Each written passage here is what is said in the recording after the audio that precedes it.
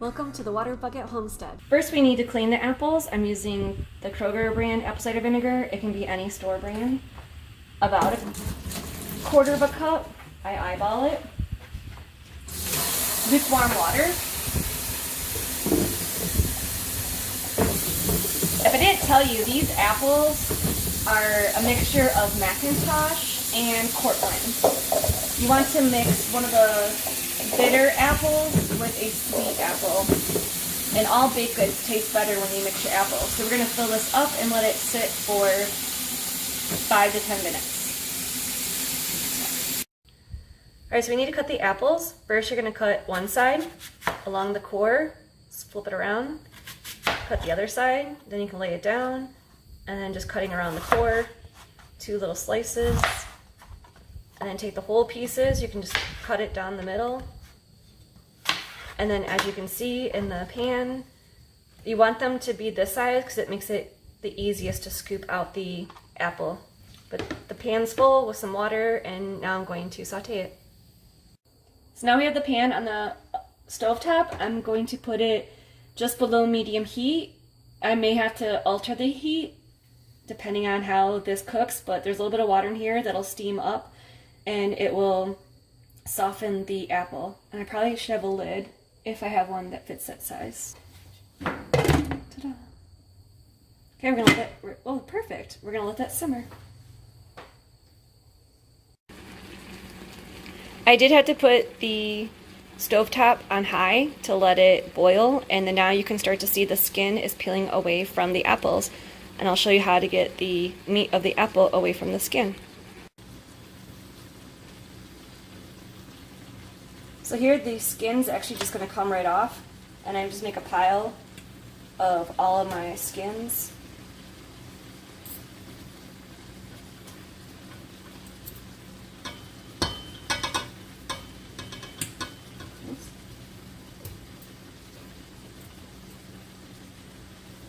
It still needs to cook. So you'll know by how I stuck the fork in there, it needs to easily fall apart and mush, and right now if I put the fork down, see how it's not easily mushing? So this still needs to simmer a little bit, but I'm going to basically just try to take off all the skins. And I found it works best to use 2 forks and have a little bowl right beside your pan so that you can just drop the skins into the bowl, and then when you're all done, then you can throw them away.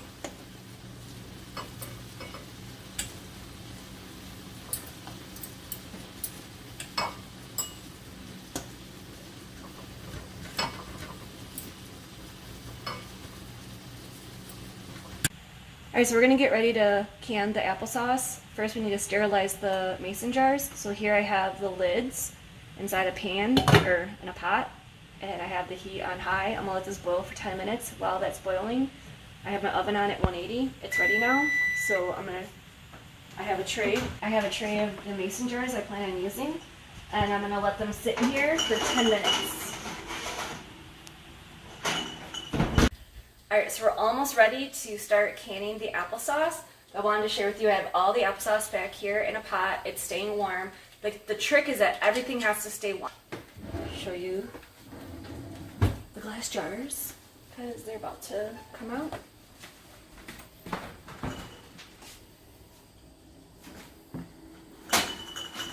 I'm going to carefully pull these out. I do have a pot warmer.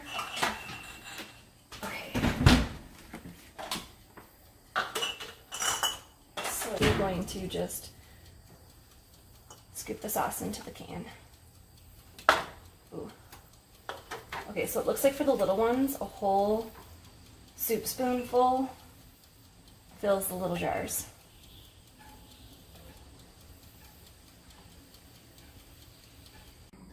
Alright, so if you don't know about this little magnetic thing, it helps you pull out the lids and the tops because they're in hot boiling water, and sometimes they're hard to get to.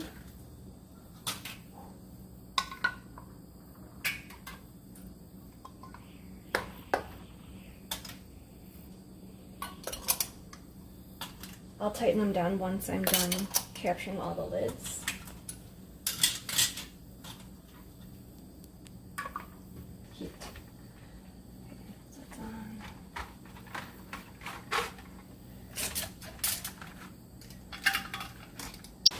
Alright, so this pot is about to start bubbling.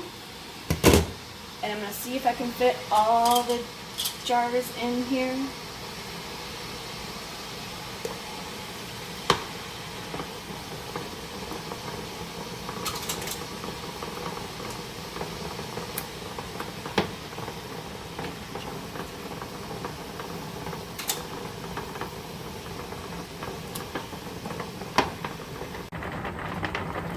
The cans boil for 20 minutes and then you take them out and they will pop after that. It is possible they may pop in the water, but most likely they will pop afterwards. Okay, I just pulled the pot off the burner and then I just realized that my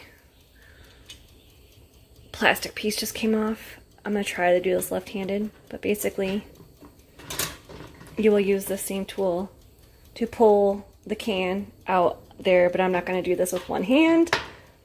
At least wanted to show you what you do. I'm going to pull all the cans out. Here's the finished product.